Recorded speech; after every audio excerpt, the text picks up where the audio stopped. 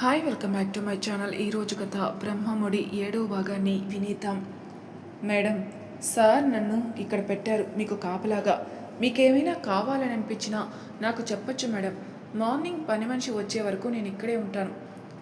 Sir ఇప్పటికే నాకు 3 సార్లు ఫోన్ చేసి మరీ చెప్పారు. మీ గురించి చాలా జాగ్రత్తగా చూసుకోమన్నారు. మీరు కంగారు పడకండి మేడం, నేను బయటే ఉంటాను అని చెప్పాడు అతను. అతను చెప్పిన మాటలు విన్న తర్వాత చాలా సంతోషంగా అనిపిస్తుంది కోమలికి. భర్త తన మీద అంత కేరింగ్ తీసుకుంటున్నాడా? నన్ను ఒంటరిగా వదిలారని చాలా భయపడిపోయాను. ఆయన నా గురించి అంతలా ఆలోచిస్తున్న విషయం తెలిసిన తర్వాత సంతోషంగా అనిపిస్తుంది. ఇంతవరకు నేనంటే ఆయనకి ఇష్టం లేదనుకున్నాను. ఇప్పుడు ఆయన చూపిస్తున్న కేరింగ్ చూసి ఎక్కడో ఒక చోట నేనంటే ఆయనకి ప్రేమ ఉందని అనిపిస్తుంది అని అనుకుంటూ సంతోషపడుతూ వెళ్ళి పడుకుంటుంది. ఎంత ప్రయత్నించినా తనకు నిద్ర పట్టడం లేదు. ఆ సంతోషంలో అక్కడున్న కానిస్టేబుల్ కోసం టీ ప్రిపేర్ చేసిస్తుంది. అయ్యో మేడం, మీకెందుకు అంత శ్రమ? అందులోనూ ఇప్పుడు చాలా టైం అయిపోయింది. మీరు వెళ్ళి పడుకోండి మేడం, మళ్ళీ సార్కి తెలిస్తే సార్ నా మీద కోప్పడచ్చు అంటాడు అతను. పర్వాలేదు అన్నయ్య, మీరు తీసుకోండి, వయసులో నాకన్నా పెద్దవారు అంటుంది. కోమలి మాటలకి చాలా సంతోషంగా అనిపిస్తుంది ఆయనకి. ఒక ఆఫీసర్ భార్య నాతో ఎంత కలుపుకోలుగా మాట్లాడుతుంది అంటే ఆయనకి వింతగా అనిపిస్తుంది. ఒక ఆఫీసర్ అయి ఉండి మా చేత వాళ్ళ ఇంట్లో పనులు కూడా చేయిస్తారు. అలాంటిది సార్ అందరితో చాలా పద్ధతిగా మాట్లాడుతున్నారు, మాకు రెస్పెక్ట్ ఇస్తున్నారు. ఎవరు హెల్ప్ తీసుకోరు. ఆయన పని ఆయనే చేసుకుని వెళ్ళిపోతున్నారు. వచ్చి 1 నెల రోజులైంది. ఒక గుర్తింపు తెచ్చుకున్నారు. ఆయన వర్క్ విషయానికి వస్తే ధనవంతులని లేదు, పేదవాళ్ళు అని లేదు. తప్పు ఎవరిదో తెలుసుకుని వాళ్ళకి శిక్ష పడేలా చేస్తున్నారు.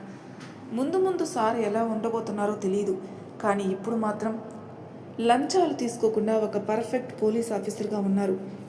కానిస్టేబుల్, ఎస్ఐ, ఒక ఏసీపీ అని బాధాభావం చూపించకుండా అందరితో కలిసిపోతున్నారు. అందులో ఆయన పర్సనల్ పనులకి మమ్మల్ని చాలా దూరంగా ఉంచుతున్నారు.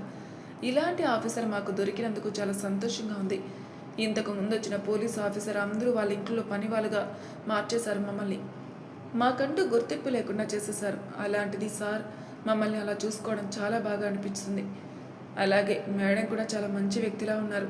కానీ సార్ అక్కడికి వచ్చిన అమ్మాయి గురించి కేరింగ్ ఇంకా ఎక్కువ తీసుకుంటున్నాడే.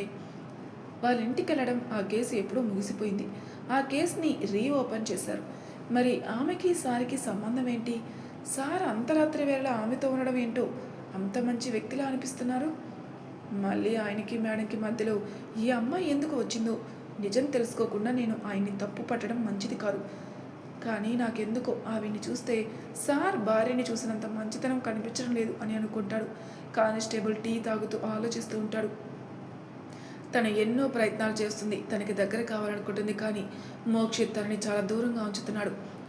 మోక్షిత్ అలా బిహేవ్ చేస్తూ ఉంటే తన మనసుకి కాస్త బాధగా అనిపిస్తుంది. తనకి దగ్గర ఎలాగైనా కోమలిని సైడ్ చేయాలనే ఆలోచన తనది. కానీ మోక్షిత్ తనకి ఎంత దగ్గరగా ఉండాలో అంత మాత్రమే ఉంటున్నాడు. తన లిమిట్స్ తను కొంచెం కూడా దాటడం లేదు. అది గమనించిన ప్రియకి అర్థమవుతుంది. మోక్షిత్ నన్ను మర్చిపోవడానికి ప్రయత్నాలు చేస్తున్నాడు. ఎలాగైనా తనకి దగ్గర కావాలనుకుంటున్నాడు. అంటే తాళి కట్టిన భార్యకి విలువిస్తున్నాడు. ప్రేమించిన నన్ను దూరం పెడుతున్నాడు. అందుకే వాళ్ళ మధ్య నేను ఉండకపోవడమే మంచిది. మళ్ళీ తన జీవితంలోకి రాకుండా ఉండాలి అని అనుకుంటుంది. కానీ మొదటిసారి మోక్షిత్ని చూసిన దృశ్యం తన కళ్ళ ముందు కదలాడుతూ ఉంటుంది. అదే మాటలు అతనితో చెప్తుంది. బస్టాండ్లో బస్ కోసం ఎదురు చూస్తూ ఉంది ప్రియా. అప్పుడే సెలక్షన్స్ జరుగుతున్నాయి. అప్పటికి ఇంకా తనకి జాబ్ రాలేదు. ఆ రోజు అతని బండి పంచర్ అవ్వడం వల్ల అదే బస్టాండ్కి అతను కూడా వస్తుంటాడు. వైట్ కలర్ డ్రెస్లో అందంగా మెరిసిపోతున్న, గాలికి ఎగిసి పడుతున్న తన కురులు చెవి వెనక పెడుతూ, అందమైన కళ్ళు టపటపా కొడుతూ, తెల్లటి తామర పువ్వు వికసించినట్టుంది తన నవ్వు. చూపు పక్కకు తిప్పుకోలేనంత అందంగా ఉంది అమ్మాయి. మొదటిసారి తన వైపు చూస్తాడు. అప్పటికే తన ఫ్రెండ్స్ చెప్పడం వల్ల తన వైపు చూసి చూడనట్టు మళ్ళీ చూసి కళ్ళు తిప్పేస్తాడు. అక్కడున్న అందరూ అబ్బాయిలు తన వైపే చూస్తున్నారు. కానీ మోక్షిత్ మాత్రం తనని పట్టించుకోవట్లేదు. అది ప్రియకి ఎక్కడో హర్ట్ చేస్తుంది. నేను ఇంత అందంగా ఉన్నాను, ప్రతి ఒక్క అబ్బాయిని నా వైపే చూస్తున్నారు, ఇతను ఎందుకు ఇలా బిహేవ్ చేస్తున్నాడు అని అనుకుంటుంది. వాళ్ళ కాలేజీ పక్కనే మోక్షిత్ వాళ్ళ ట్రైనింగ్ జరుగుతూ ఉంటుంది.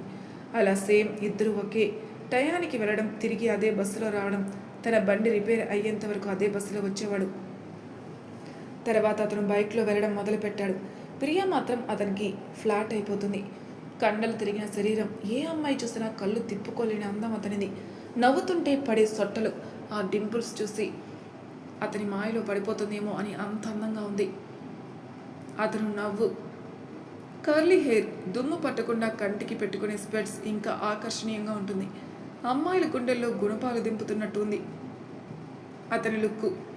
ప్రియతో పాటు వస్తున్న వాళ్ళ ఫ్రెండ్స్ కూడా అతని వైపే చూస్తూ ఉంటారు. ప్రియకి వాళ్ళని చూసి కోపం వచ్చేస్తుంది. అతను నావాడు, నాకు మాత్రమే దగ్గరైన వాడు, మీరెందుకు అతని వైపు చూస్తున్నారు అని ఫ్రెండ్స్తో గొడవ పడడం కూడా మొదలు పెడుతుంది. ప్రియ అలా మాట్లాడడం చూసి భయం వేస్తుంది వాళ్ళకి కూడా.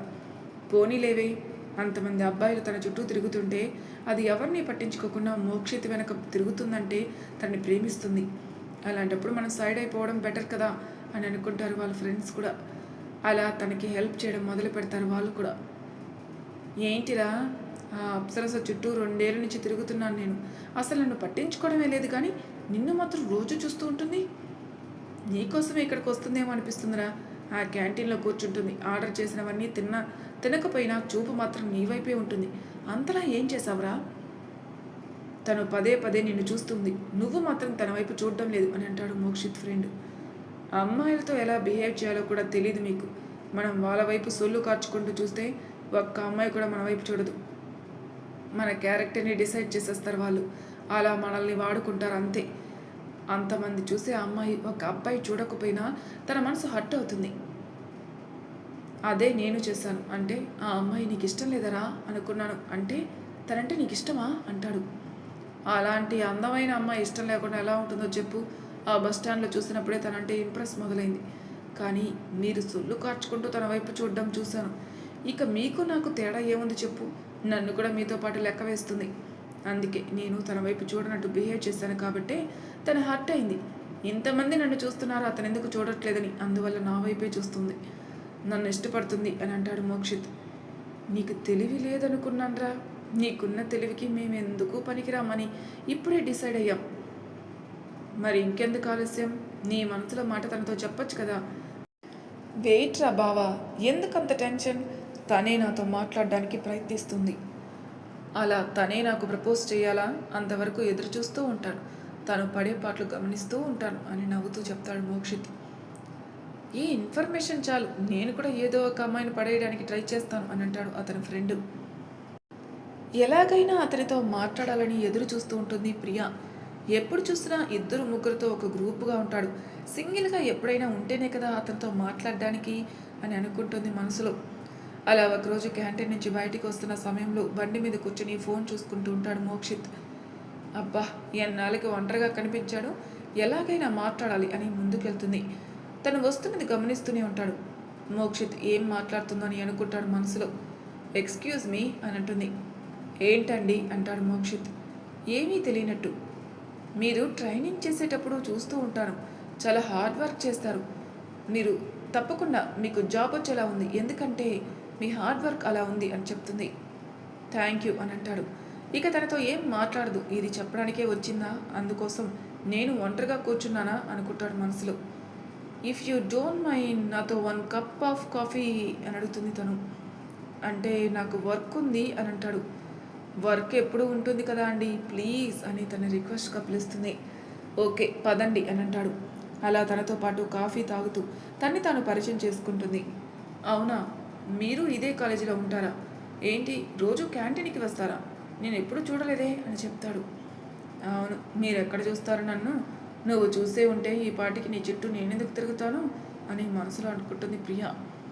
నేను మాత్రం మిమ్మల్ని చూస్తానండి మొహమాటం లేకుండా చెప్పేసింది. వాట్? అవును నిజమే, నేను మాత్రం మిమ్మల్ని ప్రతిరోజు చూస్తాను. మిమ్మల్ని చూడ్డానికే ఇక్కడికి వస్తున్నాను, మీతో ఎలాగైనా మాట్లాడాలని వస్తున్నాను అని చెప్తుంది. మీరేం మాట్లాడుతున్నారో నాకు అర్థం కావట్లేదు అంటాడు. ఈ దొంగ తిరుగుడు విషయాలంటే నాకు నచ్చదు, ఏదన్నా ఫేస్ టు ఫేస్ చెప్పేస్తాను, మీకు నచ్చినా నచ్చకపోయినా నా మనసులో మాట మీకు చెప్పేస్తున్నాను అంటుంది ప్రియా. ఆ మాటకి చెప్పేస్తుంది, నన్ను ప్రేమిస్తున్నానని చెప్పేస్తుంది అనుకుంటాడు మోక్షిత్ మనసులో. ఏంటో చెప్పండి అంటాడు క్యూరియాసిటీతో. మీరు నాతో ఫ్రెండ్షిప్ చేస్తారా అని అడుగుతుంది. ఏంటి అంటాడు మోక్షిత్. అదేనండి, మీరు నాతో ఫ్రెండ్షిప్ చేస్తారా అంటే మీరు మీరు అమ్మాయి, నేను ఆ అబ్బాయి కదా అని అంటాడు. అంటే ఏంటి మీ ఉద్దేశం? అమ్మాయి అబ్బాయితో ఫ్రెండ్షిప్ చేయకూడదా? అలా అని కాదు, మీరు ఎవరో నాకు తెలియదు కదా. ఇప్పుడు చెప్పాను కదా నా డీటెయిల్స్. నేను ఎవరో కూడా చెప్పాను కదా. ఇంకేం తెలుసుకోవాలి? మీరంటే మీ ఫ్యామిలీ బ్యాక్గ్రౌండ్, మా ఫ్యామిలీ బ్యాక్గ్రౌండ్ అన్నీ తెలుసుకుని మీరు నాతో ఫ్రెండ్షిప్ చేస్తారా? ఇది మరీ విచిత్రంగా ఉందండి అంటుంది ప్రియా. నాతో మీరు ఫ్రెండ్షిప్ చేస్తారో లేదో నాకు తెలీదు. మీకు ఫ్రెండ్షిప్ ఇష్టం ఉంటే నా చేతిలో చేయి కలపండి, లేకుంటే మీరు వెళ్ళిపోవచ్చు అంటుంది. అయ్యో రామా, ఓకే చెప్పేస్తాను, లేకుంటే తీరా వదిలేసి వెళ్ళిపోతుందేమో, ఇలా లిటిగేషన్ పెడుతుంది అనుకోలేదు అనుకుంటూ తన చేతిని ప్రియా చేతితో జత కలుపుతాడు. ఈ రోజు నుంచి మనం మంచి ఫ్రెండ్స్, ఇదిగోండి నా ఫోన్ నెంబర్ అని తన ఫోన్ నెంబర్ మోక్షిత్కి ఇస్తుంది. అలా వాళ్ళ మొదటి పరిచయం అలా మొదలైంది.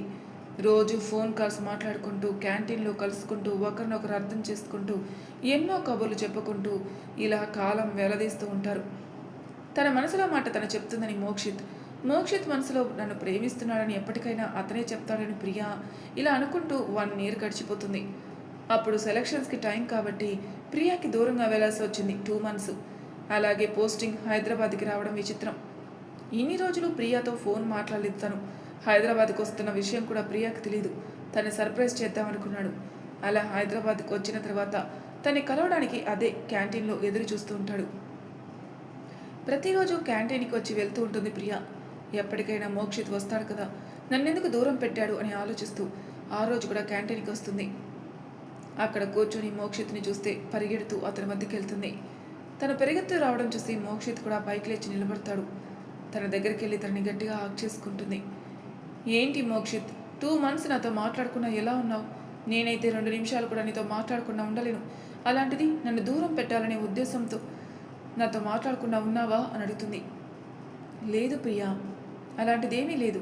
నేను సర్ప్రైజ్ చేద్దామనుకున్నాను. నాకు జాబ్ వచ్చింది, అది కూడా మన హైదరాబాద్లోని అని చెప్తాడు. కంగ్రాచులేషన్స్ అంటుంది. ఎందుకు నువ్వు ఇంత అఫెక్షన్ పెట్టుకున్నావు నా మీద? ఎప్పటికైనా పెళ్లి చేసుకున్న తర్వాత నువ్వు మీ ఆయన చుట్టూ తిరగాల్సి వస్తుంది. నేను నీ జస్ట్ ఫ్రెండ్ని అని చెప్తాడు. జస్ట్ ఫ్రెండా నువ్వు అని అడుగుతుంది. అంతే కదా మరి, నువ్వు అనుకున్నావేమో, నేను అలా అనుకోలేదు. నిన్ను ప్రేమించడం మొదలు పెట్టాను నిన్ను మొదటిసారి చూసినప్పుడే. కానీ ఎప్పటికైనా నువ్వు నన్ను ప్రేమిస్తావని చెప్తావని ఇన్ని రోజులు ఎదురు చూశాను. అంటే నీ మనసులో నా మీద ఎలాంటి ఫీలింగ్ లేదా? ఇన్ని రోజులు నన్ను అందుకే దూరం పెట్టావా? నేను ఇప్పుడే చెప్తున్నాను, నిన్ను పిచ్చిగా ప్రేమిస్తున్నాను. నువ్వు లేకుంటే నాకు లైఫ్ లేనంత ప్రేమిస్తున్నాను. మా అమ్మ నాన్న తర్వాత ప్రేమిస్తున్నానంటే అది నిన్ను మాత్రమే అంటూ తనని గట్టిగా పట్టుకుని ఏడ్చేస్తుంది ప్రియా. తన 2 చేతులతో ప్రియాని బంధిస్తాడు మోక్షిత్. నీకు ఇష్టం ఉన్నా లేకపోయినా నన్ను ప్రేమించాల్సిందే, లేకుంటే నేను ఒప్పుకోను. నేను చాలా మొండిదాన్ని అంటుంది. అర్థం అవుతుందిలే నీ మొండితనం అంటాడు కళ్ళు పైకెత్తి అతని వైపే చూస్తుంది. అంటే నువ్వు నన్ను ప్రేమించట్లేదా నిజంగా అని ఒక చిన్న పిల్లల క్యూట్గా అడుగుతుంది.